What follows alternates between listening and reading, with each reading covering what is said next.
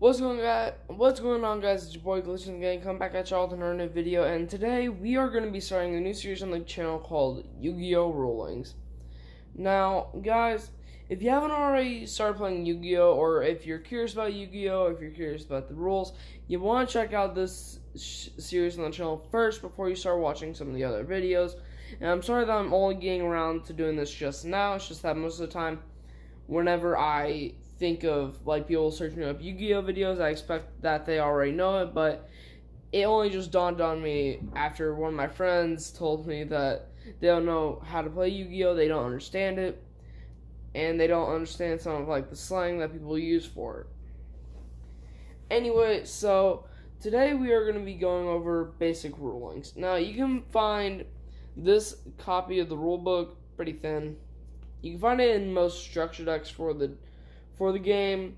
You can buy it online for like fucking 30 cents because literally it's just a few pieces of thin paper stapled together. So, and not to mention the fact that Konami also has more extensive rulings on their actual website, so be sure to check that out whenever you go there. But anyway, let's get into it. So, first off, let's start off with basic attacking. So, let's say that this card, Rocket Tracer, was going to attack Auto Rocket Dragon. It attacks it. Since Rocket Tracer has higher attack points, Auto Rocket gets destroyed and Rocket Tracer stays on the field. But what if you were to attack, and that's only if the monster's in attack position. When a monster is like this, it's in attack position. If it's like this, it's in defense mode. Anyway, but what if you attacked a defense position monster? Well, what would happen is that only if your attack points are greater than the defense points does your opponent's monster get destroyed. If it's not, neither monster gets destroyed, but if your monster is lower in the attack value than your opponent's defense value, then that difference gets deducted from your overall life points, which you start the duel off with 8,000. But what if both monsters have the same attack points? Then both monsters would get destroyed and sent to the graveyard. But what if you attack into a monster that has higher attack points? Then you take the damage equals to the difference in their attack points, and your monster is destroyed. Now, normally you'd only want to do that, say, if you had an effect like Exploder Dragon, where if you ram into it, it explodes, or it literally kills itself. You take no battle damage, and your opponent's monster is destroyed. But anyway, that's basically it for attacking. And okay, now let's move on to the other component of the game. There are 3 types of cards. There are monsters, there are spells,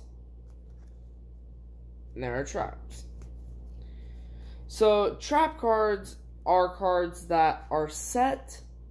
Then the turn after you set them, you flip them up, or you can flip them up in response to something and activate its effect to either potentially damage your opponent, harm your opponent in a different way, or protect your monsters. A great example of this would be Mirror Force, making an opponent's monster attack, destroy all their monsters instead of destroying one of your monsters. Monsters are how you mainly deal like damage to your opponent, and the spell cards can do a numerous amount of things, and we'll get into the different types of each of these cards later on. The next video will actually be different monster types, so keep that in mind. And spell cards can help be utility purposes, like they can help you search out different cards out of your deck and add them to your hand. But that's only an example. Okay, so let's say you had... Actually, no, let's not use that example. Okay, so anyway. So, But you might be wondering, how many spells, monsters, or spells and traps can I use per turn? Spell cards, you can use as many amount of spell cards as you want to, or up to as many as you have in your hand or on the field. Trap cards, you can use any number of them which you've already previously set, unless spells and traps have some weird conditions, and so do monsters, saying stuff like once per duel, once per match, or once per game, or once per turn. Like, for example, Rocket Tracer has an effect for once per turn. You can destroy one card to special summon one monster from your deck that's a rocket monster. Now, onto summoning stuff. We won't get into the in-depth ones. We're only going to do the basic ones. So, there are normal summoning, special summoning, and flip summoning. Normal summoning is where you just take a monster from your hand and put it on the field and say, I normal summon this monster in attack position, or you would say, I set this monster in defense mode. Setting is basically, it's the same as a normal summon, and normal summoning and setting are considered the same thing, but this one helps conceal your monster, and also you can't summon in face-up defense position, because as weird as that is, you can't do that. Despite what the anime tells you, you cannot put a monster into defense position face up.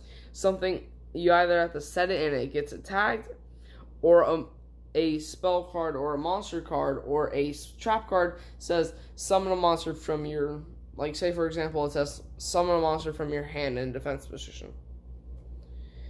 Like for example, Sector Launch does that. Lucky, stop that. Give me a second, guys. Sorry guys, my cat was being weird.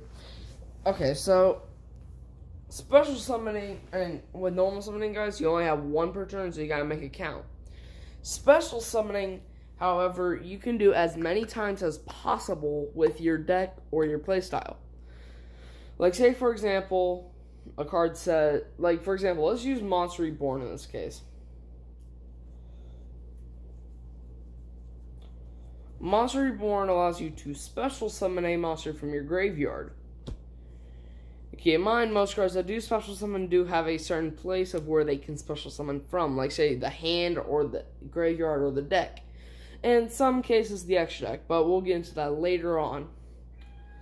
Special summoning can consist of just straight up summoning a monster from your deck or hand without having to do anything, and it won't cost you normal summon. Or it can be from your extra deck and... Girl, stop that. Definitely right now.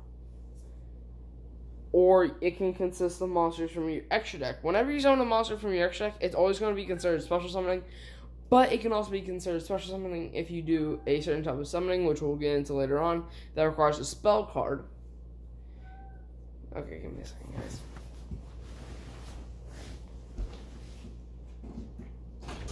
What you want? What you want, Kuro? You're cute, I get it.